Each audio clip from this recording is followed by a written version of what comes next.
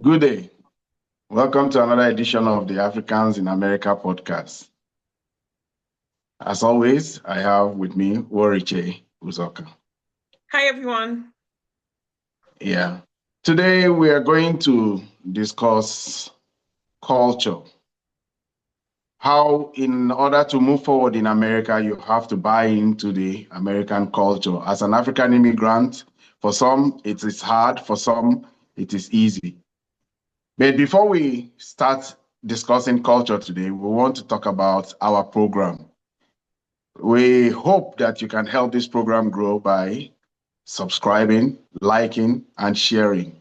I know some people from the analytics we've been getting, quite a lot of people have been watching the program extensively.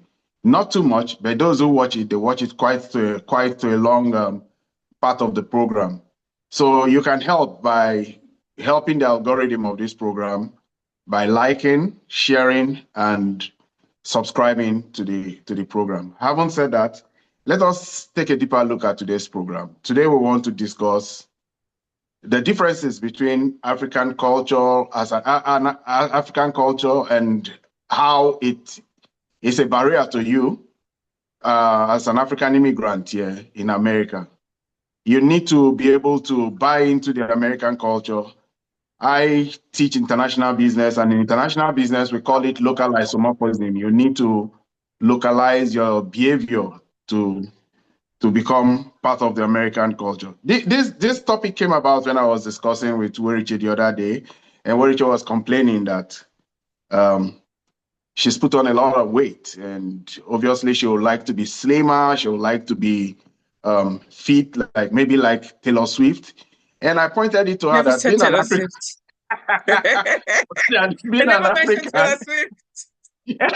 being an African with that is what is the desired body shape of an African. In fact, in some African cultures, they even send newlyweds before the preparatory to being wed. I know in Niger Delta, where I come from in Nigeria, they send them to the fattening room to go and get robust, go and get some oil coming out of their body. But in America, here, it probably is not advantageous to you to be moving around looking big, you know.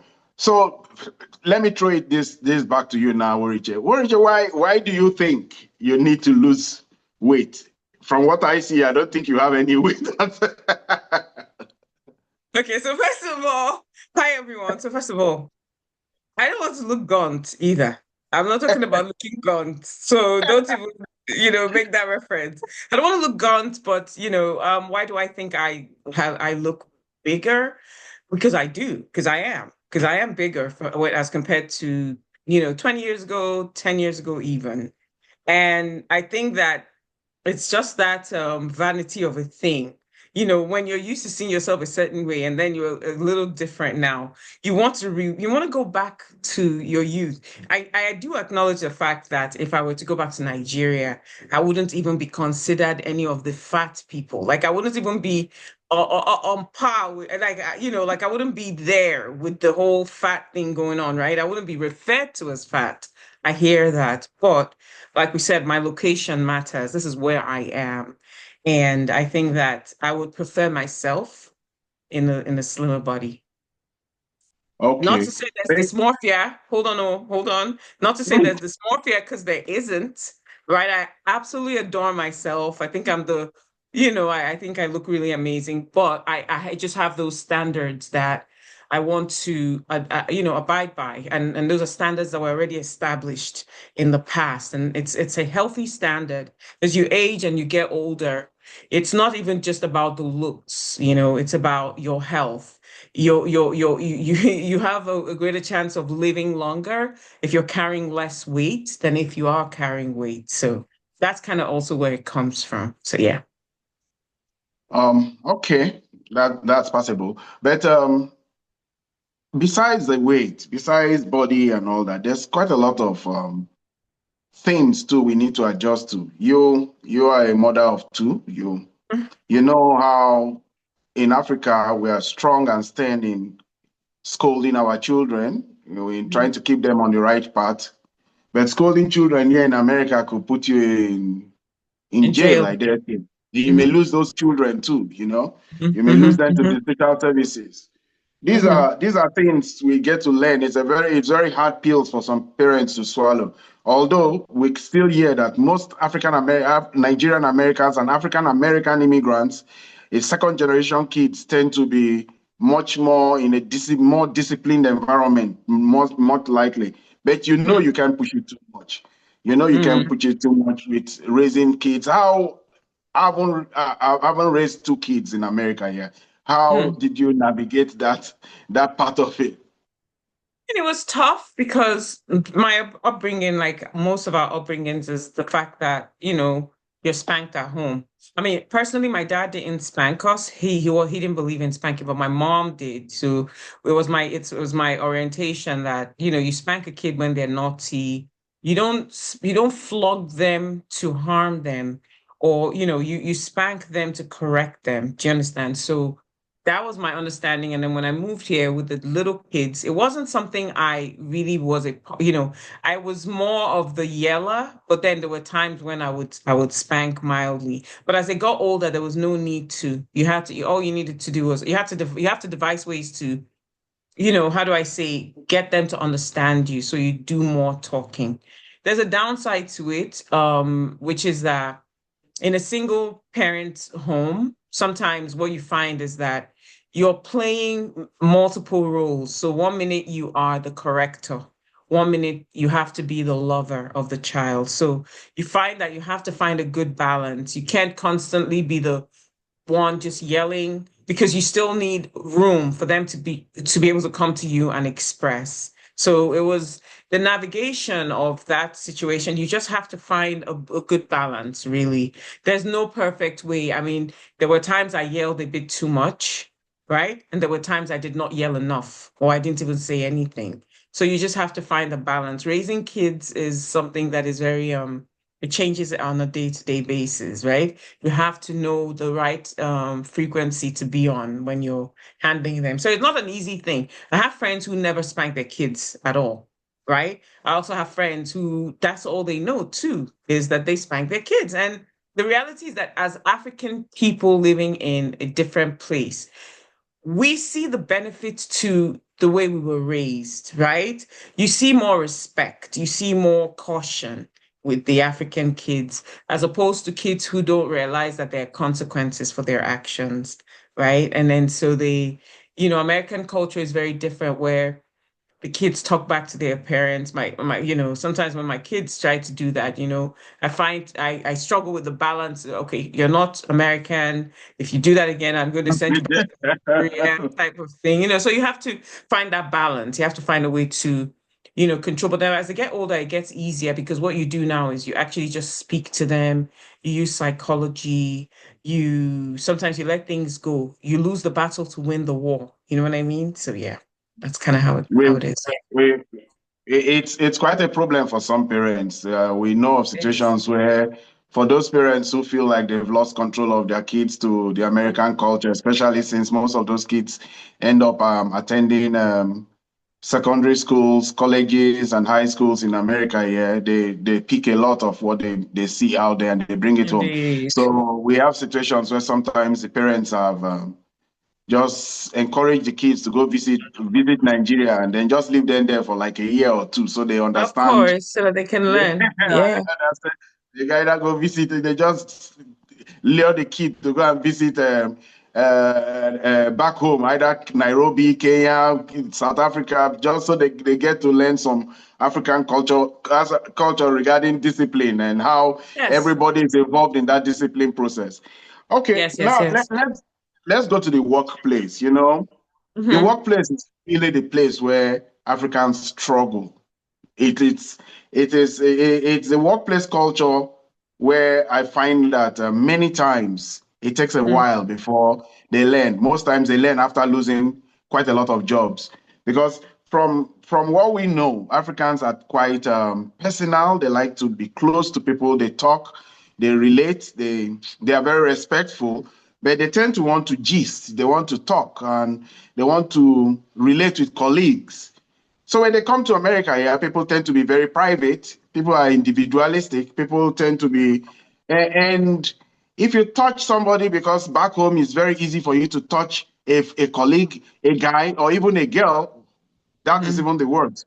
A guy could go report you. A guy, you are a guy, Yes.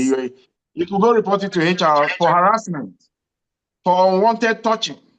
For Mhm. so many people get this call by HR and they are very surprised, like, what did I do? What did I Yes, do? yes.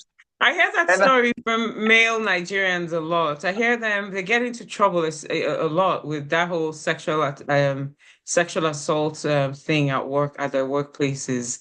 A lot of them, they get into trouble because, they're a bit too friendly. They don't understand mm, boundaries, right? They don't understand boundaries. And so they bring that energy into the workplace in America. And it's not, sometimes the girls indulge you enough because maybe they like you too, or they want you to, but then, I find that those guys take it a bit far. They take it a bit far, and then, due to retribution or whatsoever, they get into trouble. It's just our culture. Our culture doesn't empower. I want to say the men because we women is really not, we don't get into stuff like that. Our stuff, we were very, we it doesn't affect us in any way, right?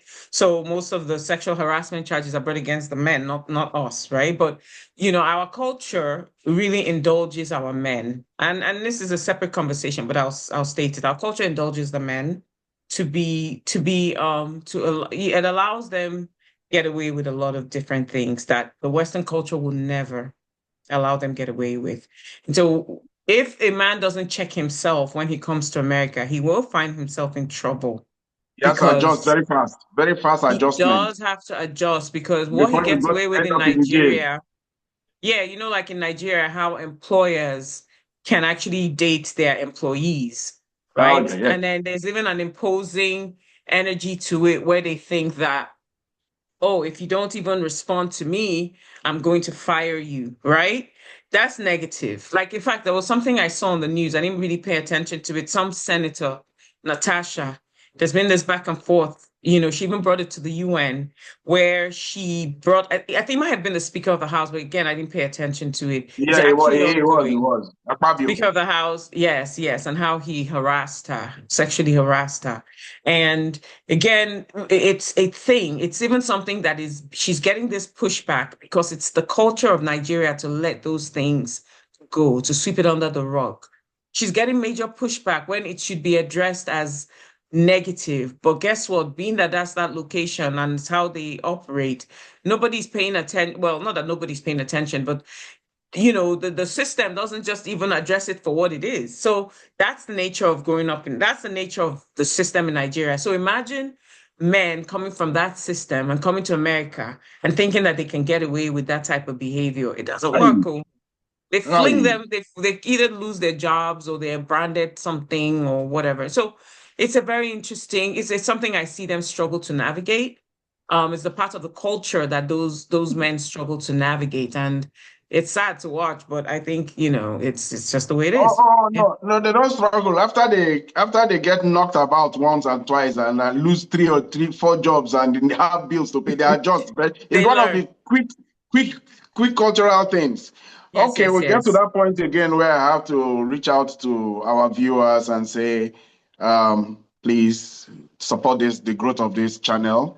We want to continue to talk about African issues as how our stay in America impacts on us as African immigrants. The range of topics are limitless. So we'll continue to reach out to a lot of people in government, people in the embassies, cultural icons. Over time, we will. But this is how we are starting, and this is how you can help us grow by supporting us by subscribing, liking, and sharing.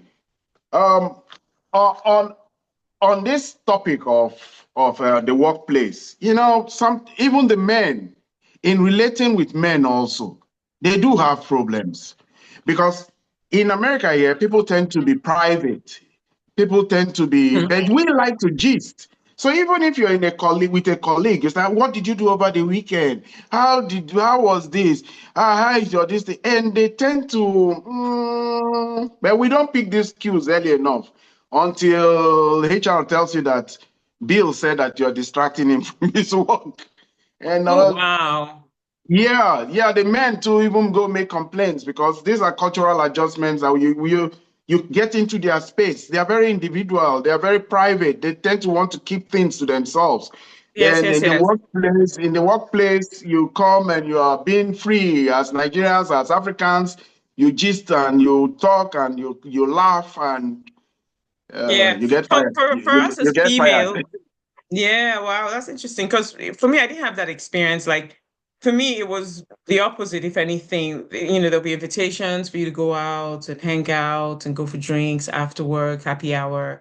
That was it. Both men and women. The girls it was easier because those are your co-workers and you guys hang out and all of that. But the men, they'll throw it out there without allowing it be like a sexual advancement or appear like a sexual advancement. They'll just make it look like, oh, it's a group happy hour. It's all of us going out to drink and that kind of thing. And then so they're really careful. So that has been my experience. There have been other, where people took it far, really far, and obviously, things happened. Things had to happen in the sense that HR had to get involved and this and that. So, but for the most part, that cultural divide for me as a female, that cultural difference didn't come up because it's across the board that if a man approaches you in a manner that goes against what you're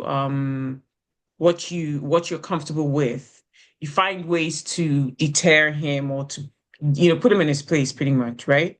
And that's kind of how we, for us as Nigerian women, that's kind of how it's been. I mean, we've had bosses who liked us and this and that, and all you need to do is just be guarded around that person, really.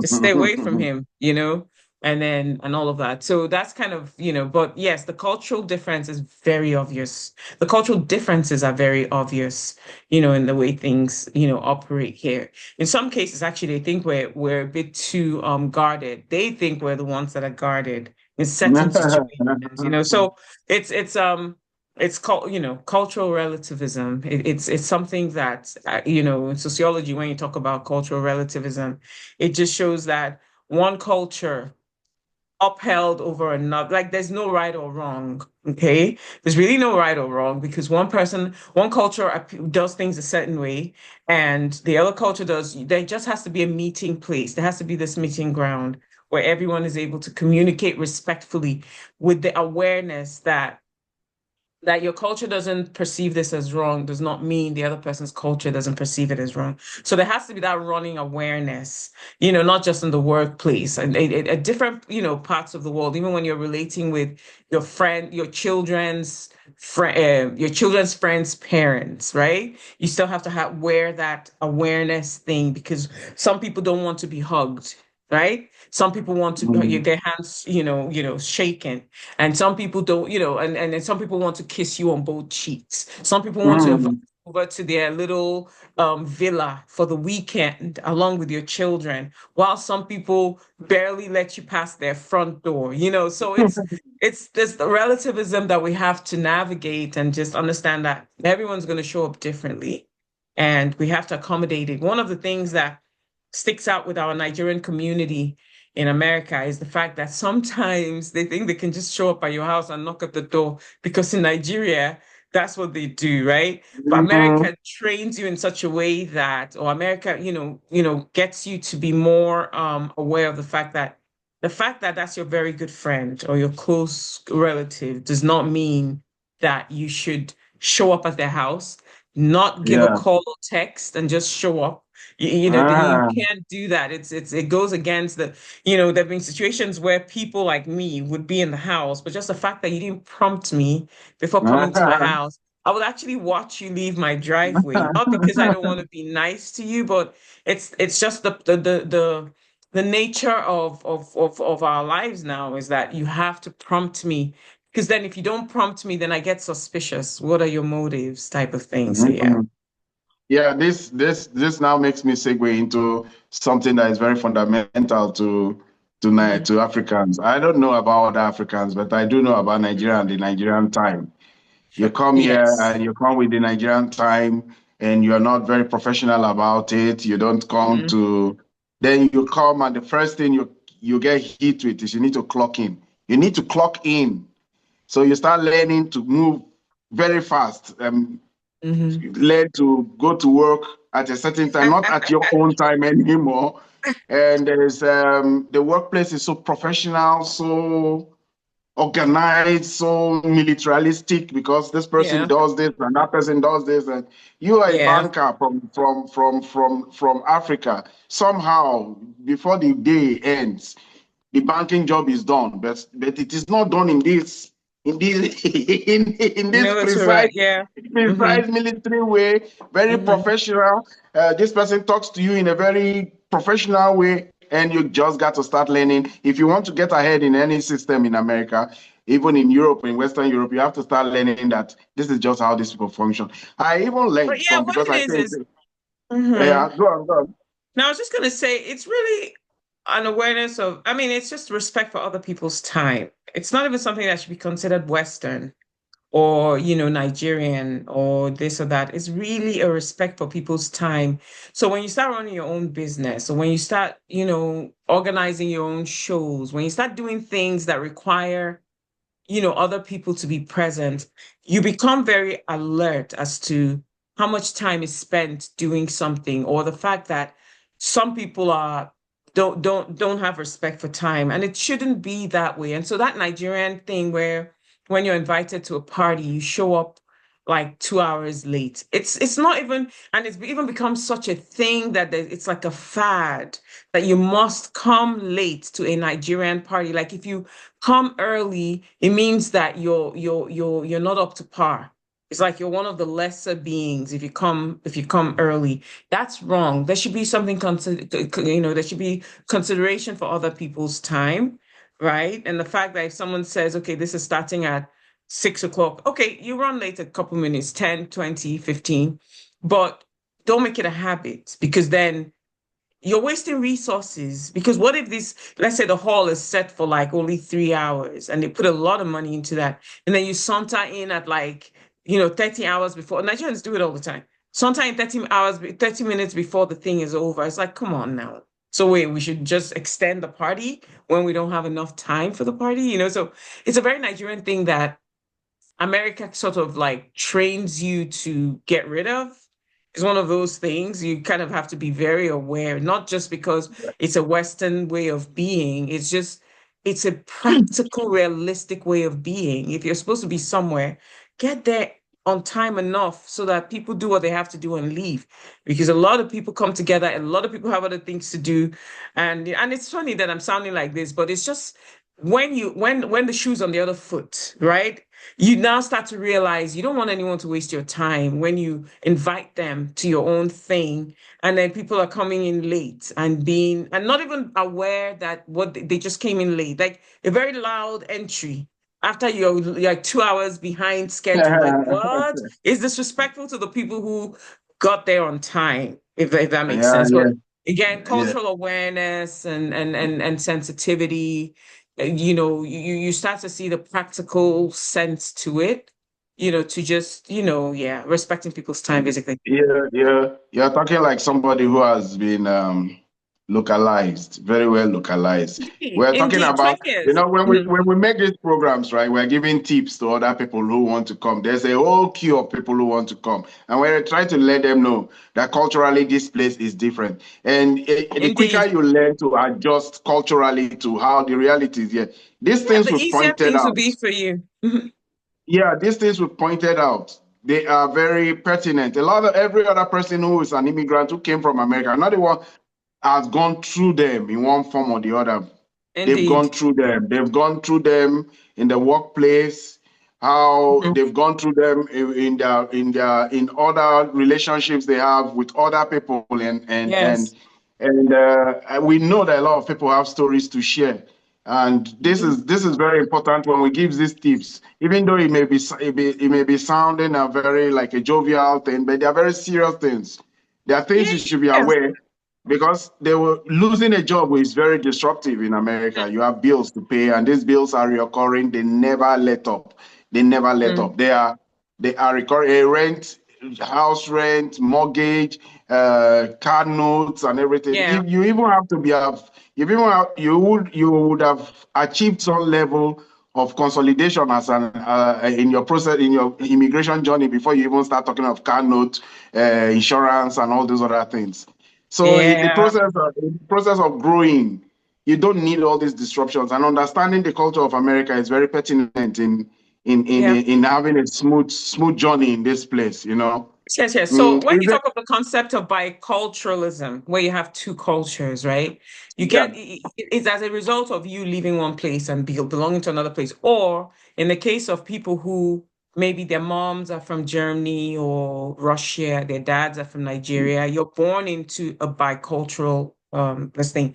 And so you find yourself having to be aware of these differences and just going with the flow, right? And I'm not even looking at it like as being an inconvenience, but just accepting it for what it is.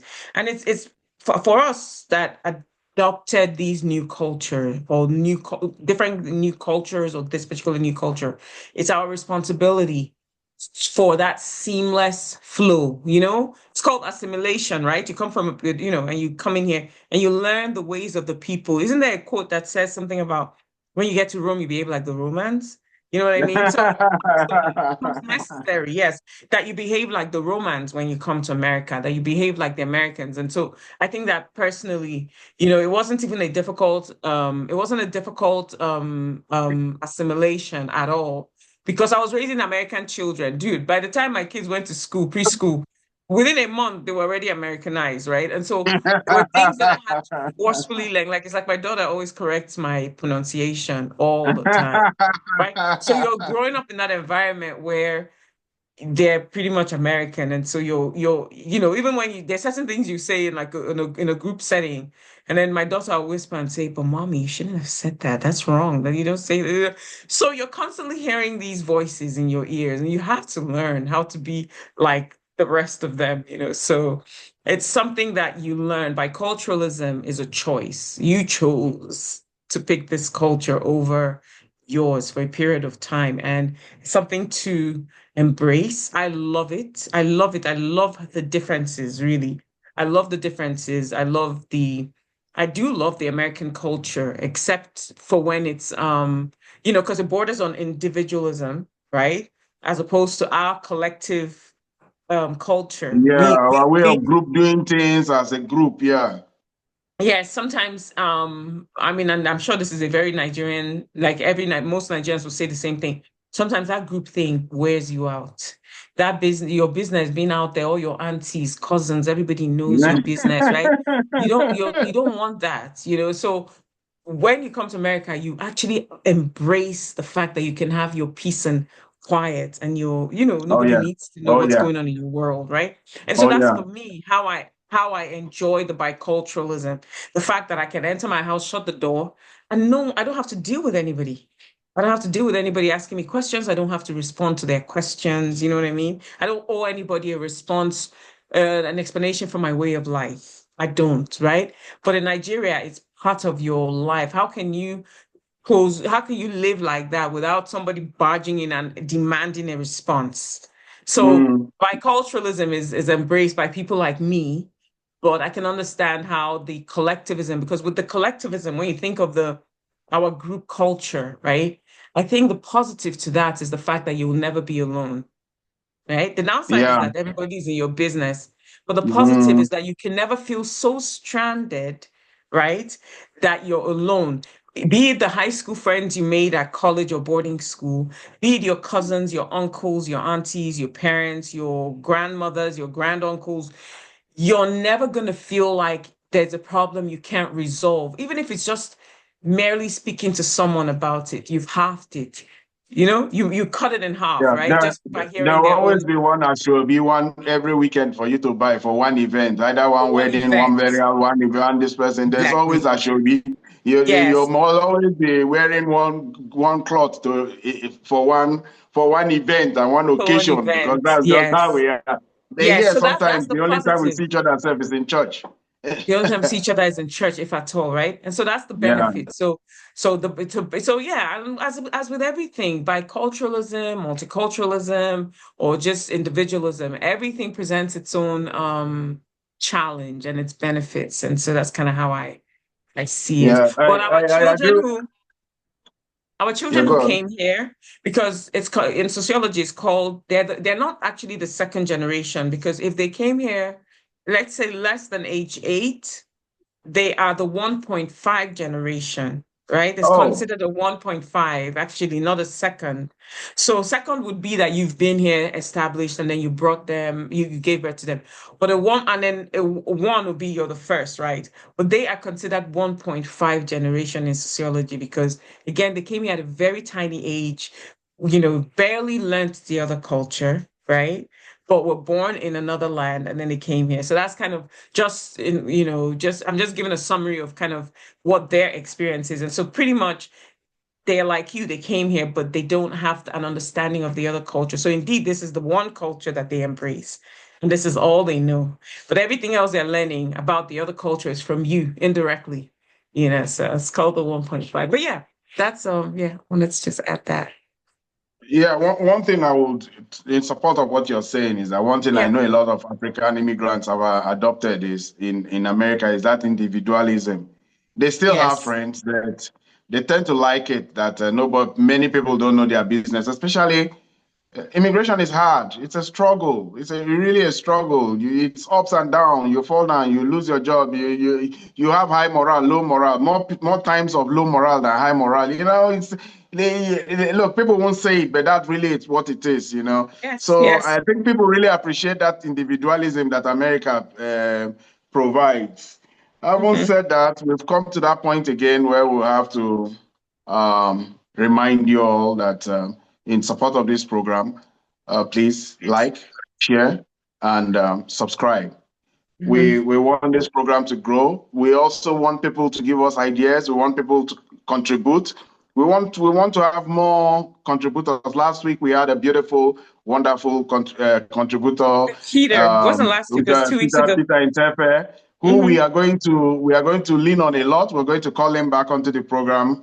Sure. Gracefully, we hope that he will join us. But we want to have other people there. If you have any ideas, you can always reach out. You can always reach out, and we want to impute your own ideas and talk about our African immigrant experience.